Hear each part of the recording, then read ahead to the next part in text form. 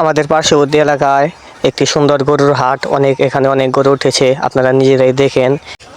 এই হাটে অনেক বড় বড় গরু উঠেছে। ভাইয়া, গরুর দাম কত?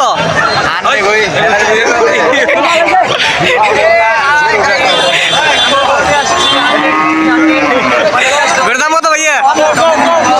5 লাখ।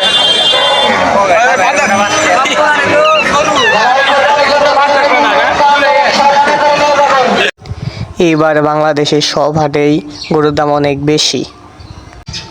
এখানে গরুর দামাদামি করা হচ্ছে, আপনারা দেখতে পাচ্ছেন। এই গরুর হাটটা অনেক বছর ধরেই এই এলাকায় অনুষ্ঠিত হয়। এখানে অনেক ধরনের গরু উঠে। এখন ভিডিওতে যে গরুটা দেখতে পাচ্ছেন সেই গরুটা দামাদামি করা হচ্ছে।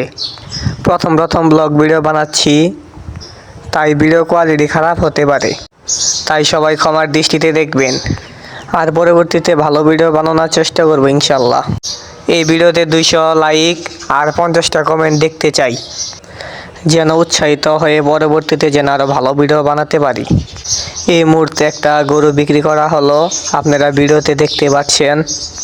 এখন আমরা যাচ্ছি ছাগলের হাটে। অনেক ছাগল উঠেছে এখানে, আপনারা নিজেই দেখেন এখানে কত ছাগল উঠেছে। অনেক ধরনের ছাগল উঠেছে এখানে। দেরি হইয়া যায়, আতুল লাগে ঈদের নমাজ ভরিও হালায়, ভাইসাব খবরে খান। গরুর হাটের পাশাপাশি এখানে জিলাপি টিলাপিও বেচা হচ্ছে। জিলাপির পাশাপাশি অনেক ধরনের খাবার এখানে বেচা হচ্ছে। এখানে সপ্তাহে 2 দিন হাট হয়। এখন গরুর হাটের ভেতরে ঢুকলাম। এখন আপনাদেরকে অনেক গরু দেখাবো, আপনারা শুধু দেখেন। ভাই দেখেন, এখানে অনেক গরু উঠেছে, অনেক ধরনের অনেক জাতের গরু এখানে দেখা যাচ্ছে, আমরা দেখতে পাচ্ছি।